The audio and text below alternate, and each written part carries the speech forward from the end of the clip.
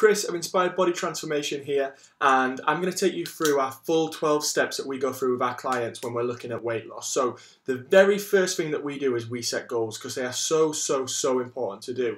Because I always look at it as a ship basically without a destination if you don't have a goal. How do you know where you want to be going? How do you know when you've got there? You know, anyone can say, do you know what, I want to lose weight, and literally within a day or two, maybe even one, you can go to the toilet straight away. Overnight you can sleep and you've lost weight as well. So what I want to do is really hone in and set some specific goals with you today, because that's the key, I think, to weight loss and keeping with it. Because when times are hard and you're going to think, oh, I want to do that, I want to eat that, or oh, you know what, I'm going to have this beer, or oh, I can't be bothered to go to the gym tonight. It's the amount of goals that you set and the quality of goals that you set that are going to stop you from overindulging and stop you from stopping yourself from achieving these goals. So what we're going to do is we're going to follow the 4 key format that we do. So part of number 1, all you're going to need is a pen and a piece of paper. So on that piece of paper, you're going to write 4 things. You're going to write SMART goal, benefits, limitations, and solutions. We're going to go in that order. So the first thing you're going to write at the top of your page is SMART goals. So SMART stands for specific, measurable, achievable, realistic, and time-bound. And that's how we're going to set our goals. So we're making sure they're exactly specific to us, make sure that they're measurable so we actually know when we've achieved them or not. Make sure they are achievable, so it's not a case of saying, oh, they're going to be, I'm going to lose this much weight in this much time, I'm going to lose 4 stone in 2 days, nothing stupid like that. We're going to be realistic and relevant to us, and also going to be time bound, so we know what sort of time frame we're looking at and basically doing it. So with this, I always recommend a 1-week goal, a 6-week goal, and a 12-week goal. So what we're going to be looking at is a 1-week goal is more of an action goal. So that's something like, I will lose £1 this week, or I will attend the gym 4 times this week, I will do a home-based workout 3 times this week, something like that.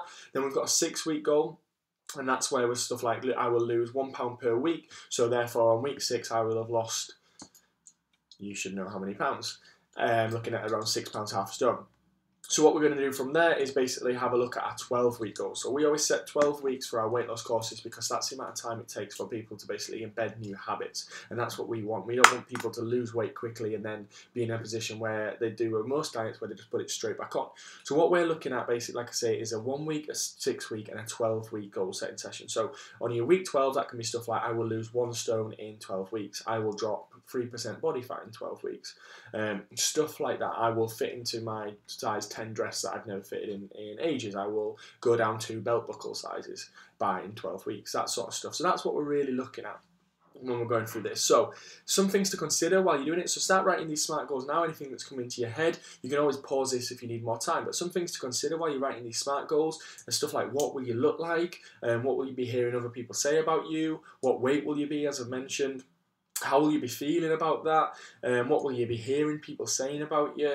And what sort of stuff are you willing to sacrifice as well? So again, I guess that comes into the SMART goal side of it, of whether it's realistic or not.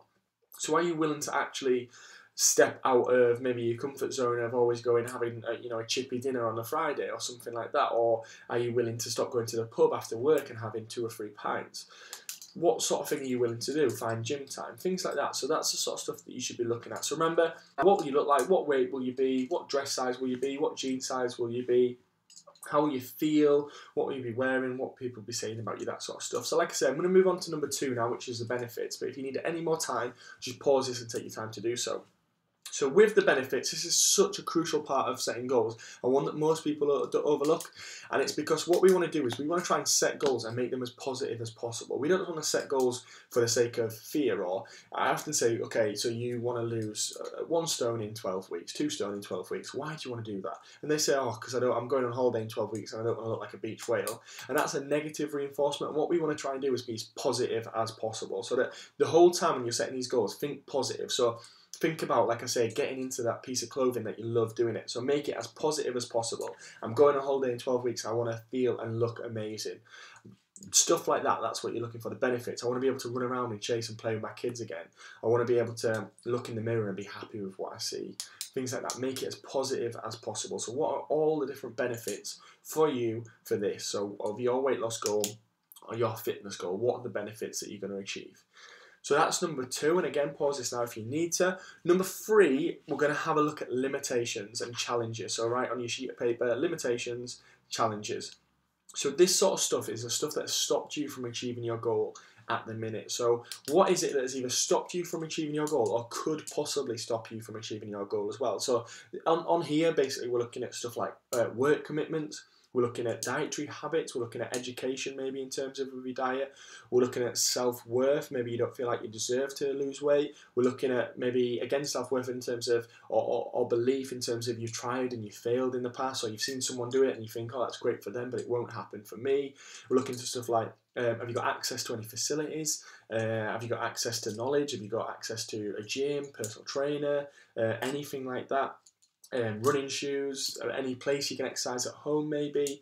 Do you have the money, like I say, to maybe eat a little bit healthier, get out a little bit more? Do you have time to do it? Maybe you've got kids and you're not sure, like I say, work commitments, maybe you've got lots of other commitments going on. So what is it that's actually stopping you from really overcoming these weight loss goals? And maybe what's stopped you from it before? So is it snacking too much? Is it that sort of stuff that we're looking at? So every single thing that stopped you from achieving your goal, or that you view stopping you from achieving your goal, such as injuries, again, write those all down now. And then the final thing that we're going to look at is the solution. So how can we overcome all of those challenges that you've just set?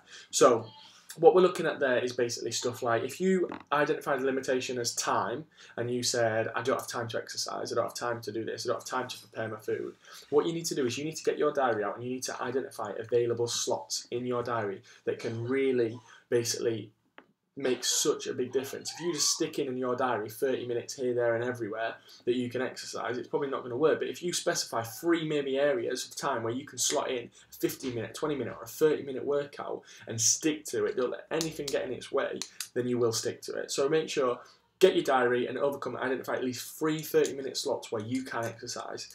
And what you'll find is you have a lot more time than you think you do. Maybe it's a case of children, so a really good tip for this is maybe trade babysitting. If you've got a friend or a family member who lives near you and that's got kids and they want to do other stuff as well, or maybe they're on the same mission as you and they want to get fit and get healthy, maybe trade babysitting with them. So you look after the kids on Tuesday, they look after them on Wednesday, stuff like that. Other stuff that you can do as well is basically you can swap with a neighbour or anything like that in terms of children, or you can even get them involved as well. There's lots of gyms now that you take your kids along, or if you do want to, I don't know, I get messages, quite a lot of pictures of and videos of people doing their home-based exercises that I send them to with their kids, which I always find funny. But there's loads of different ways. So if time is an issue, or if facilities and going out and stuff like that is an issue, then you can always exercise at home as well. You can get skipping ropes. There's loads of exercise DVDs. Like I say, you can sign up to our free 14-day home-based HIIT workouts. There's loads of different stuff that you can be doing. And then what we can be looking at is maybe if you're looking at water and stuff like that, we've got 0.33 times weight in kilograms. So that's how much water you should be having. If you're not having enough water, you can do stuff like get a 2-litre bottle of water, mark off the dates and the times that you should be drinking it, and you can do stuff like put lemons and limes in there and everything like that. So other stuff that you can be doing if you're thinking about solutions as well is find something that you actually enjoy doing, which is quite a key one as well. Maybe 10 years ago there was only really gym, spinning, circuits, but now there's lots of different things that you could be doing. There's stuff like Zumba, Bokwa, body pump, RPM, there's all sorts of classes that you could be doing, boot camps, everything. There's loads of different variety out there, so find something that you actually enjoy doing and go and do it. And again, maybe it's self-worth and stuff like that, and maybe it's education, dietary habits. Can you find a way of overcoming that self-worth, believing in yourself more? So they're the sort of stuff that you should be looking at and how you can overcome the solution. So today was number 1 of 12 tips for weight loss, essentially 12 steps of weight loss. And it's all goal setting. So I hope you enjoyed it. If you're just watching this for the first time and you're not a subscriber, please subscribe below, and we'll catch you up with you for the second installment coming soon. Thank you. Bye bye.